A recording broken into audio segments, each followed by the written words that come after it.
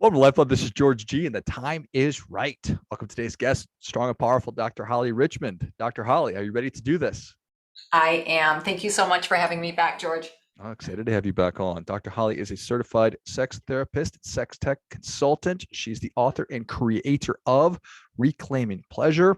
Dr. Holly, tell us a little bit about your personal life, some more about your work, and why you do what you do.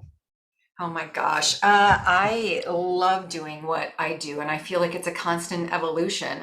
So I started out in this profession working with sexual trauma specifically. So I started my career at a rape crisis center and quickly learned that I was taught well how to treat trauma, but I didn't know how to treat the what comes next. And that what comes next is great sex and healthy relationships.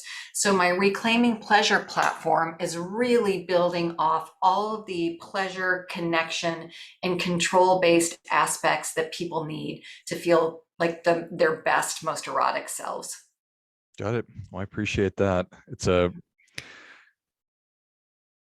really difficult to figure out how to help somebody through one phase, but then you recognize, okay, that's great, we did this, but now what? Right? This isn't the end, because now there's an opportunity to maybe the term is be proactive. Right. Yeah, absolutely. To get out there and practice. And in the therapy space, in the therapy room, we go through all of the skills, and of course they're practicing them with me and they're modeling them with me, but for people to really be happy, obviously that has to happen in life. So I feel like the biggest part of my job that I get excited about is, again, finding pleasure, finding connection, finding eroticism for each person. And when I use the word erotic, that really means life force or vitality, vivacity, creativity. It's not necessarily sexual. It can be, but it doesn't have to be. But it's really like, where is that fire coming from? And how do we apply that to ourselves and to our relationships? Yeah. So are there certain elements that you look to that really go into a healthy relationship? Absolutely. There's three that I talk about with every client, almost every individual. And I think whether you're in a relationship or not, these are three great concepts to think about. But for couples, especially long-term couples, I feel like these three can kind of taper off a little bit. So I'm excited to talk to you today about how we can help couples refocus. Yeah. And I think that's so my wife and I have been married for 10 years, and we have two kids. And so we're probably a pretty common case study where we were talking before we started about school and getting kids from place to place and work and everything else. So if you're not intentional about things, if you're not paying attention, then I think maybe things just atrophy, or they get pushed to the whatever. It just isn't doesn't become a priority, and unless you make it a priority. So I think this is going to be helpful for lots of people. So tell us what these three things are. Yeah, let's dive into number one. And I loved your words, intention and priority. I'm sure when you and your wife first started dating, you were very intentional about those dates and they were a priority. So my first tip for healthy couples is to kind of harness that energy. And it's this: give each other active appreciations daily. It sounds so simple. And George, I can't tell you how many couples I've sat down with and I'm like, are you appreciating each other daily? Are you saying thank you? And get this, are you saying good morning and good night? And the blank stares I get. I mean, just a good morning and a good night, just to kind of bookend our day in love, in family, in partnership, and in appreciation. So active appreciations, it can literally be, hey, I appreciate that you picked up the kids from school today. That was such a huge help for me. Or I appreciate how kind you are to my Aunt Betty. She's a pain in the butt. I know you go out of your way to do that. Or just, hey, George, thanks. Like, I totally felt like you had my back there. But these are the little things that couples, long-term couples stop doing. And when they're not there, then we start feeling taken for granted. And if that goes on for long enough, it leads to resentment. Resentment is one of the key killers of happy relationships. if a couple comes to me and I'm just seeing resentment coming from everywhere, I'm in a really tough place, because diminishing resentment, when it's been there for 5 years, 10 years, 15 years, 50 years, you've got a Mm. whole mountain of stuff to dig through. So the antidote to resentment is appreciation. I think that we've all experienced that in some form or fashion with some relationship. Either we've seen, like, as we're listening, we can picture either in ourselves, or we picture relationships that we've seen, and they're just, like, wow, those people are just at each other's throats, or they just really don't seem to really like each other. And the antidote to that is, I was thinking, it's, death by a thousand cuts, but it's Mhm. successful relationship by a thousand appreciations, right? It's Mm, these little things. that's a beautiful way to say it. Almost every couple that I'm working with that's in trouble, it's death by a thousand paper cuts. There's rarely some egregious, thing that's happened, that's breaking this couple apart. It's the little things. It's the little things. They don't hear me anymore. I'm not seen. I don't have my voice.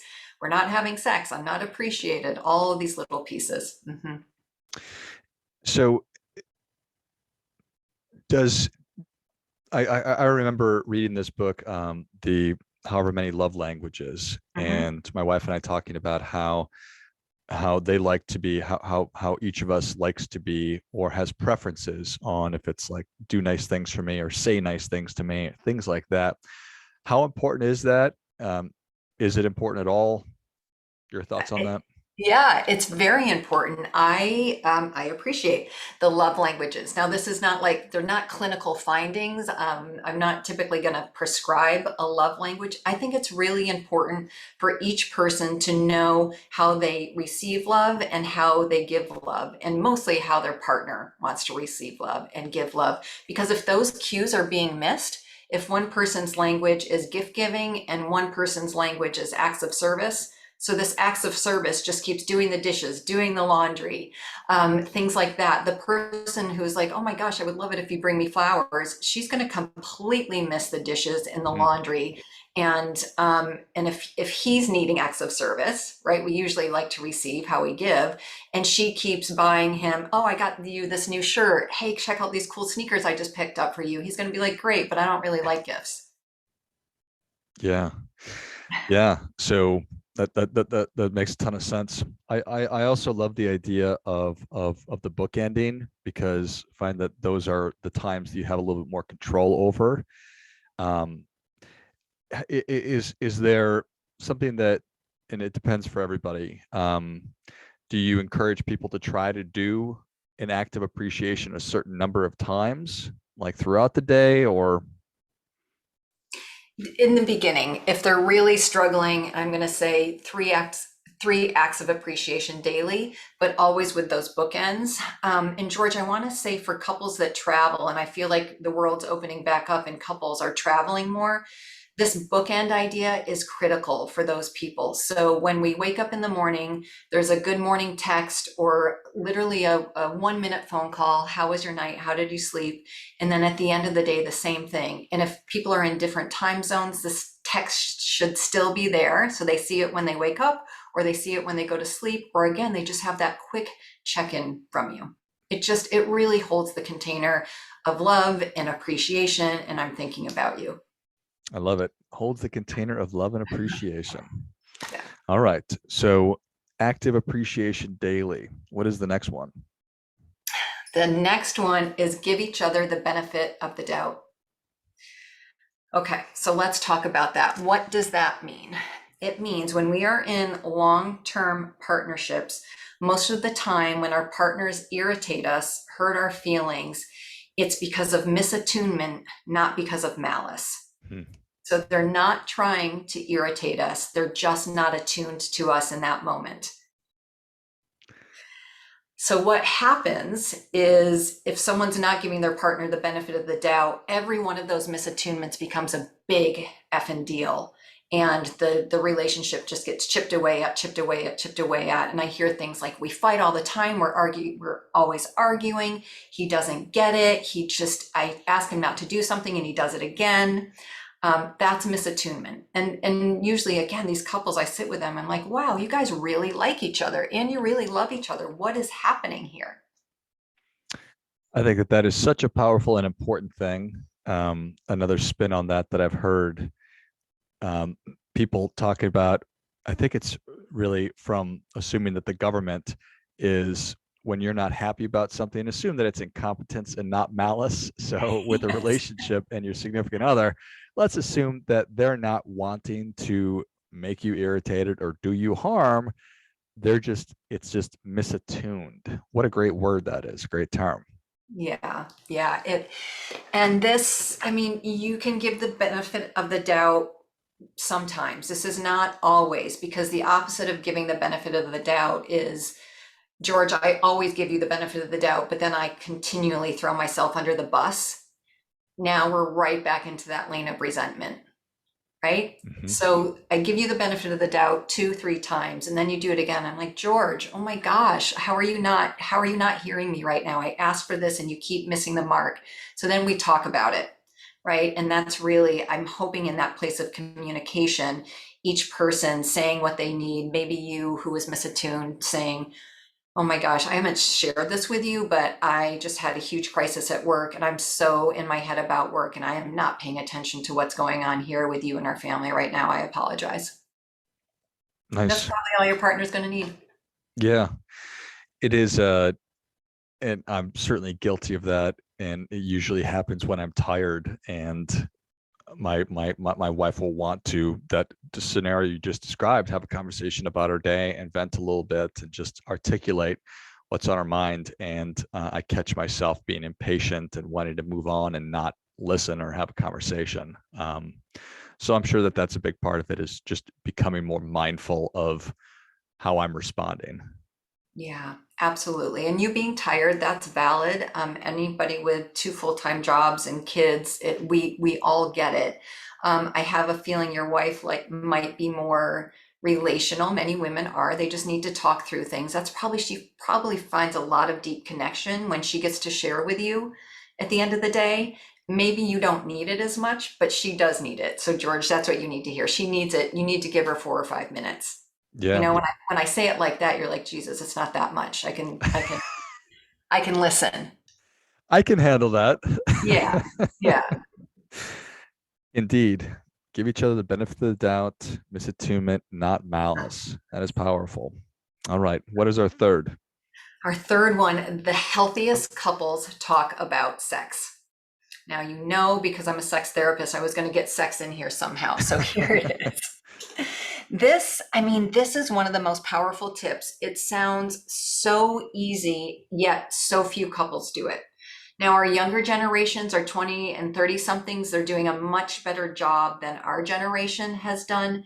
But we have to talk about sex. How do we expect that something that we're not talking about, we think is supposed to be natural, and I'm using air quotes there, is supposed to be great? There's nothing we do in our lives that we don't talk about or put intention towards that we think is going to be great. I have couples who have spent more hours picking out a new refrigerator or washer and dryer than they have talking about their sex life, For sure. right? And it sounds crazy when you say it about that, when you say it like that. But of course, couples come to me because they're like, oh, we have a desire discrepancy. So one partner wants more sex than the other, or our sex life isn't good, or my partner never wants to have sex. What's going on? And I always start with, how much are you talking about this? What's the language around sexuality? Because we're really talking about a language of connection too. And for some people, many men, physical touch is a love language. So physical touch for them kind of goes to sex. That's where they're feeling love. And so helping their partner understand that, and this could obviously be for her as well, but just really having this conversation. How do you feel loved? What role does sex have in that? What does sex mean to me? What does it mean to you?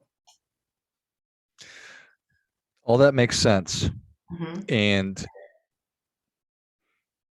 is one of the problems or challenges, opportunities, just not having those words and not wanting to use the wrong words? I think so. Say more though. Like what words are you thinking would be Well, potentially harmful. yeah, I think I think you were saying, what does sex mean to you, or what does love mean? Mhm. I'm kind of going to screw it up. So Yeah.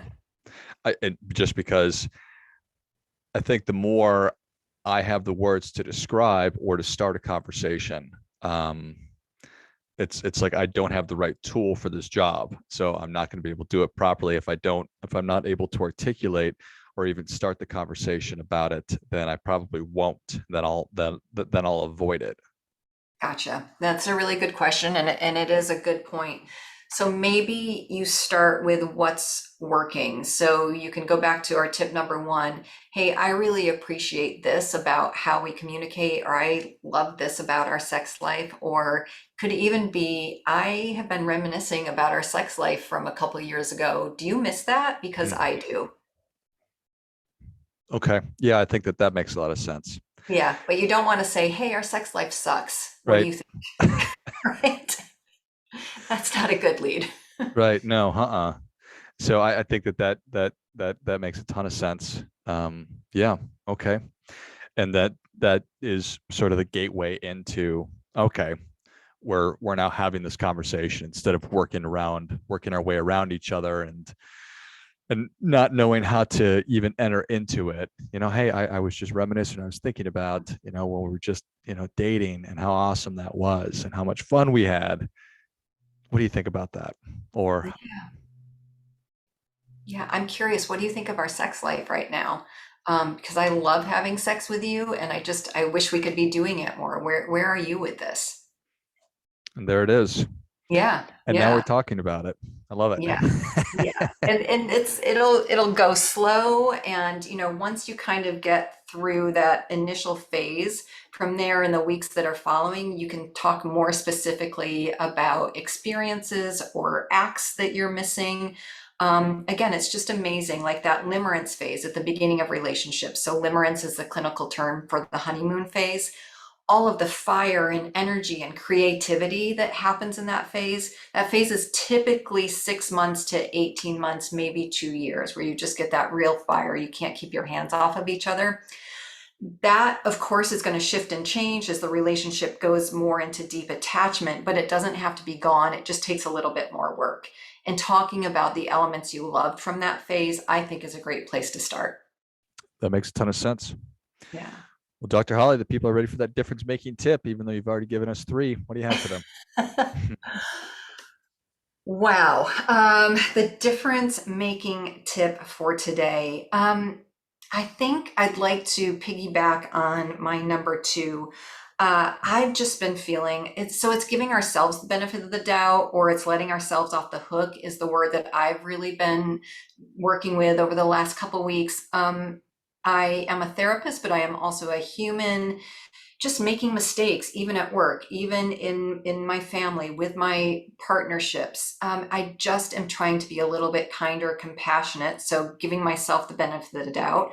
I'm not being malicious, letting myself off the hook so I'm not continually walking around in guilt or shame, which doesn't serve anyone. So kind of really for me right now, just stepping up to the plate, making the apologies I may need to make, learning, doing things different. Yeah, I don't know. I feel like we all go through these phases where we're like just plunged into the depths of the human experience. And that's kind of what I've been wrestling with the last few weeks. Yeah, we're really complex creatures and we make mistakes, and it doesn't mean we're bad people. Well, I think that is great stuff. That definitely gets it. Come on. Yeah. We have to extend ourselves the same grace that we extend others. So I think that's well said. Thank you. Well, Dr. Holly, thank you so much for coming back on. Where can people learn more about you? How can they engage with you? Thank you for having me again. So Instagram is a great place. I'm at Dr. Holly Richmond. It's DrHollyrIchmond. My website is drhollyrichmond.com. My courses, online courses, books, group coaching is at reclaimingyourpleasure.com. And the book is called Reclaiming Pleasure. Excellent. Well, if you enjoyed this as much as I did, show Dr. Holly your appreciation and share today's show with a friend who also appreciates good ideas. Find her at drhollyrichmond.com. Find her on Instagram at drhollyrichmond, and find more information about about the courses and the coaching at reclaimingyourpleasure.com. Is that right, Dr. Holly? You got it. You got Got it. it. Excellent. Well, thank you again, Dr. Holly. Thank you so much. Love being with you, George. Have a great day. You as well. And until next time, keep fighting the good fight. We are all in this together.